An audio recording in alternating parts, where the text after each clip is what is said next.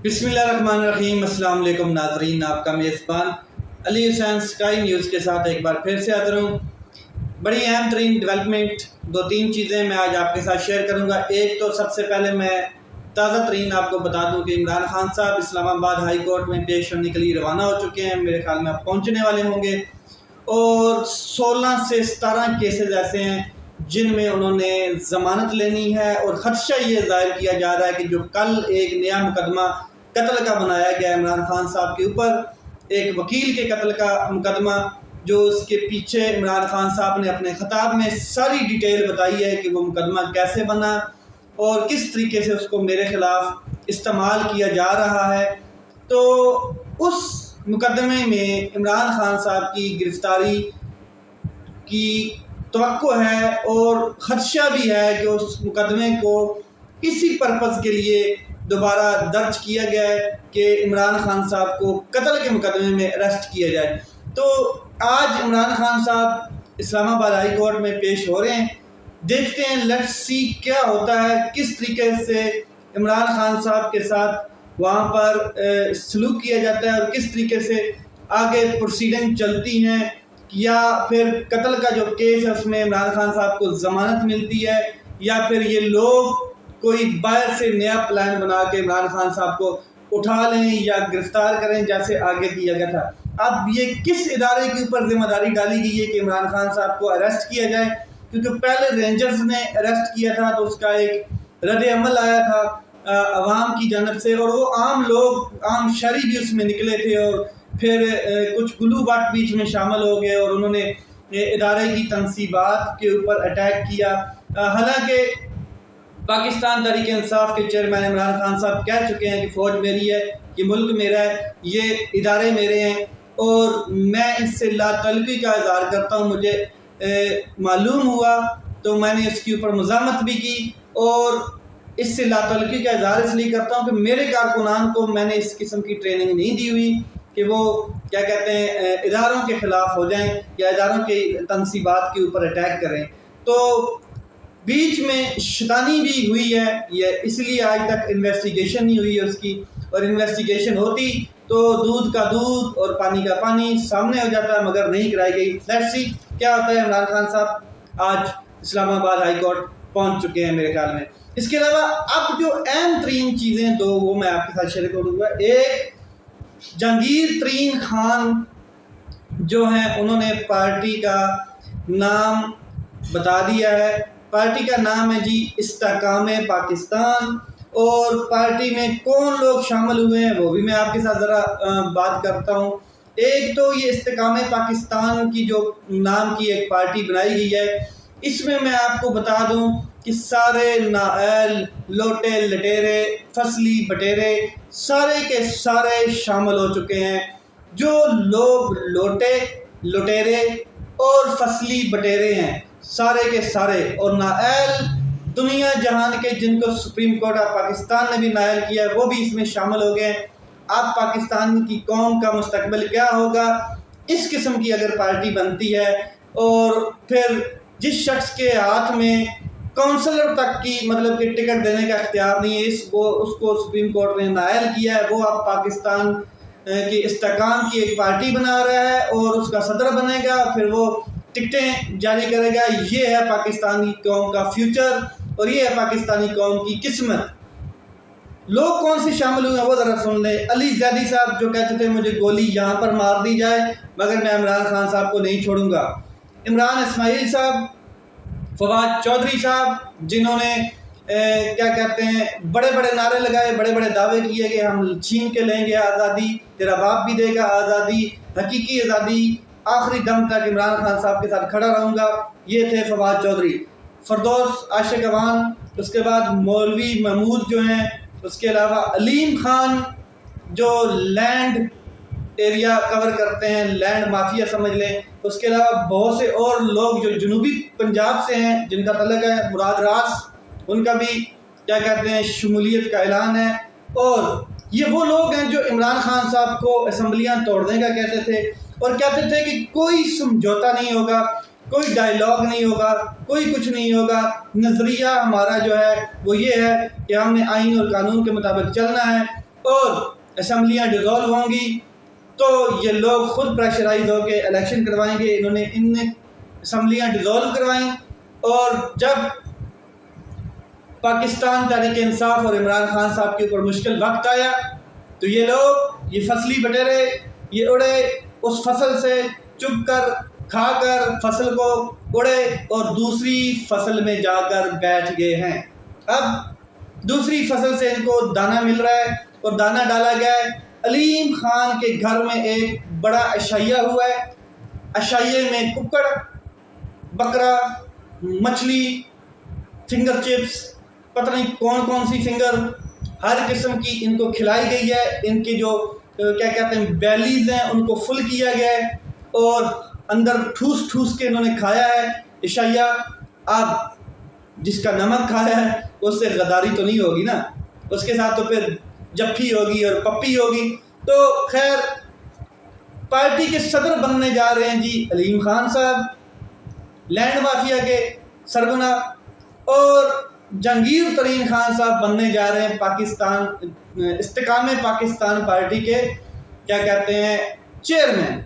अब अंदाज़ा लगा लें कि अलीम खान साहब का इख्तिलाफ इमरान खान साहब से इसी वजह से हुआ कि एक लैंड प्रोजेक्ट के ऊपर इमरान खान साहब ने उनको उनकी मनमानी नहीं करने दी, जिसके ऊपर यानी कि रावी प्रोजेक्ट, आप उस रावी प्रोजेक्ट को पता है, तो उसके अलावा उनका कोई और मफाद नहीं था या अवामी नुमाइंदगी के लिए वो नहीं आए थे। उनको अपनी ज़मीन और उससे कमाई वो सामने नज़र आ रही थी। और जहांगीर तरीन खान साहब शुगर माफिया, शुगर मिल्स के मालिकान, बड़ी बड़ी मिलें लगा दी। इमरान खान साहब के साथ उनका तल्लुक इधर से बिगड़ा जब शुगर माफिया के ऊपर इमरान खान साहब ने हाथ डाला तो अपने दोस्त भी बीच में आ गए। और फिर जहांगीर तरीन खान साहब को तो सुप्रीम कोर्ट ने वैसे ही नाअहल कर दिया। तो ये जनाब इन्होंने अब पार्टी बना दी है। अब ऐसा शख्स जो सुप्रीम कोर्ट ने नाअहल किया है वो पाकिस्तान में इस्तेकाम लाएगा। पार्टी का नाम इस्तेकाम बना दिया उसने और ये लोग अपनी दुकान चमकाएंगे एक नए लेबल के साथ, यानी कि पुरानी शराब नई बोतल में डाल के ये बेचने की कोशिश करेंगे। अब ये बंदा कौंसलर तक इलेक्शन नहीं लड़ सकता है क्योंकि ये नाअहल है। अब ये सियासी जमात बना चुका है और उसका ऐलान इसने आज या कल में मुकम्मल प्रेस कॉन्फ्रेंस करेगा और उसमें ये ऐलान करेगा कौन इसके पीछे है, किसने इसको इतनी ताकत बख्शी है, कौन इसको यकीन दिलानी करा रहा है कि आपकी नाअहली सुप्रीम कोर्ट ऑफ पाकिस्तान से ख़त्म हम करवा देंगे। आप लोटे लटीड़े और फसली बटीरे इकट्ठे करें और एक पार्टी बनाएं और मैदान में उतरें इलेक्शन के, आपकी नाअहली हम ख़त्म करवा देंगे। कौन ऐसा ताकतवर शख्स जो इसको सपोर्ट कर रहा है ये आप भी जानते हैं, मैं भी जानता हूँ। अगर मैं बताऊँगा तो मेरी भी शलवार कहीं टंगी होगी। इसके अलावा एक और मौजज़ा देखने को मिला कल की डेट में, वो बड़ा कमाल का है कि एक नाअहल शख्स दूसरे नाअहल शख्स के साथ बैठा है, सरदार तनवीर इलियास साहब। जैसे ही वज़ारत उज़्मा से इनको नाअहली मिली तो इनके अंदर इमरान खान साहब के लिए बहुत कीना और क्या कहते हैं मुग़ल्लिज़ात पैदा होने शुरू हो गए। तो ये साबिक वज़ीर आज़म आज़ाद कश्मीर हैं। किस्मत देखें पाकिस्तानी अवाम की कि नाअहल शख्स लूटे लटेरे और जो जितने भी क्या कहते हैं फसली बटेरे हैं वो आप पाकिस्तान की इस्तेकाम के लिए एक पार्टी बना के पाकिस्तान के मुस्तकबिल को रोशन करेंगे। और ये पाकिस्तान की कौम की किस्मत है, अंदाज़ा लगा लें। अब ये लोग शुगर माफिया और लैंड माफिया सारा पाकिस्तान में अपना काला पैसा वाइट करेंगे। कैसे करेंगे? पार्टी फंड में करेंगे या किसी और हिसाब में करेंगे। फिर आवाम का जो पैसा है उसको चूसेंगे, सही करके खून चूसेंगे और फिर उस पैसे को इशाइये देंगे, लोगों के अंदर पेटों में मुर्गियां भरेंगे। लेकिन इसमें आवाम का कोई फ़ायदा नहीं होना है। ये कोई फ़ायदा नहीं करना चाहते आवाम का, सिर्फ अपना फ़ायदा करना चाहते हैं। बात सिर्फ अकल की है, अगर किसी को समझ आ गई है तो बेस्ट है। जरदारी साहब मिस्टर 10% कल उन्होंने एक स्पीच की है ट्रेड यूनियंस के लोगों के साथ, बिजनेसमैन के साथ, जितना कारोबार के लोग हैं उनके साथ और अपने वर्कर्स के साथ। क्या फरमाते हैं जी? फरमाते हैं जी, मैं एक तो उन्होंने बड़ी कमाल की बात की, मैं खुद बड़ा हैरान हो गया हूँ कि मैं जेल में जब था, जेल का अरसा मैंने गुजारा है, तो जेल में मुझे मौका मिला, इतना टाइम था मेरे पास कि मैंने जो माशी हवाले से बुक्स हैं जितनी वो मैंने रीड की, और मुझे अंदाज़ा हो गया है कि अब मुल्क में मईशत को कैसे स्टेबल करना है। तो इस बार अगर मुझे हुकूमत मिलती है, नया लॉलीपॉप अवाम को दिया जा रहा है और उन ताकतवर लोगों को भी दिया जा रहा है जो पहले ही लॉलीपॉप चूस चुके हैं, कि अगर मुझे हुकूमत मिलती है तो मैं पाकिस्तान के जो रिजर्व्स हैं वो $100 क्या कर $100 मिलियन तक ले जाऊंगा। वाह, $16 मिलियन के रिजर्व्स इमरान खान साहब की हुकूमत आपने गिराई, साजिश की और करवाई, और अब $2 मिलियन या $4 मिलियन के रिजर्व पाकिस्तान के पास रह गए हैं। तो आप कहते हैं कि अगर मुझे हुकूमत मिली तो ये जो अब हुकूमत है ये किसकी है, बताया जाए। ये इसका वजीर खारजा कौन है, इसमें और कौन लोग हैं पीपल पार्टी के? जरदारी साहब, ये चूना किसी और को लगाएं जो आपको 10% देता है या आजकल आपकी परसेंटेज ज़्यादा है। अब अंदाज़ा लगाएं। कहता है जी, अगला जो डायलॉग है उनका वो सुने, वो बड़ा कमाल का। कहता है अब इलेक्शन तब होंगे जब मैं चाहूँगा। मुझे तो लगा था कि इलेक्शन तब होते हैं जब पाकिस्तान का आइन चाहता है, जब पाकिस्तान की क्या कहते हैं जमहूरियत चाहती है, जब आइन के मुताबिक काम हो रहे होते हैं, आइन में जिस तरीके से लिखा गया है तब इलेक्शन होते हैं। अब ये शख्स कह रहा है कि इलेक्शन तब होंगे जब मैं चाहूँगा। आप इंतज़ार करें, सब्र करें, सब्र का फल मीठा होता है। और गर्मी का मौसम है, मैं आपको बता दूं, तो इस टाइम सब्र का फल जो है वो मैंगो है। तो ये आप अपने साथियों को मैंगो चूसने पर कह रहे हैं कि आप मैंगो चूसें और इंतज़ार करें, क्योंकि सब्र का फल मीठा होता है।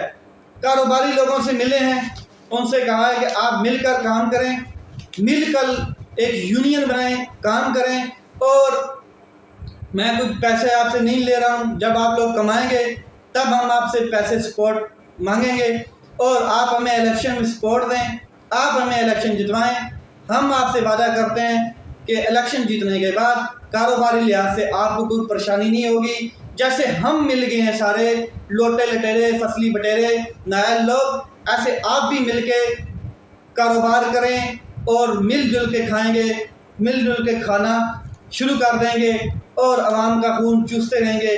ये था जी मिस्टर 10% का जितना भी खिताब, जितनी भी स्पीच थी, उसका लुबे लुबाब। अब इसमें अवाम किधर हैं और इसमें गरीब लोग किधर हैं जिनके लिए कल ये बजट तैयार कर रहे हैं। कहते हैं जी हमें हुकूमत मिलेगी, तो ये हुकूमत किसकी है बताया जाए। कौन है वजीर खारजा बताया जाए। क्या वो भुट्टो का नवासा नहीं है? क्या बेनज़ीर भुट्टो का बेटा नहीं है? जरदारी साहब आपका बेटा नहीं है? कि कौन है हुकूमत में? वफाकी काबीना का हिस्सा नहीं है, असम्बली का हिस्सा नहीं है। ये सारी चीज़ें आप उन लोगों को कह सकते हैं जिन लोगों से आपने तालीम और सेहत छीन ली है और उनको इल्म नहीं है बेचारों को, उनका कसूर नहीं है क्योंकि उनसे आपने ये चीज़ें, उनका हक, बुनियादी हक छीना है। और जिनके पास ये बुनियादी हक है वो कौम बाशऊर हो चुकी है, वो समझती है कि किस तरीके से ये लॉलीपॉप दिए जा रहे हैं। देखते हैं क्या होता है। कल बजट पेश किया जाना है तो बजट में अवाम की कितनी ठुकाई होती है ये तो ख़बरों में आपने सुन लिया है। अब ज़रा बर्दाश्त करें और इन्जॉय करें जो बिरयानी की प्लेट पर बिकते थे लोग। अपना ख्याल रखें, अपने भाई के इस चैनल का ख्याल रखें। पाकिस्तान जिंदाबाद।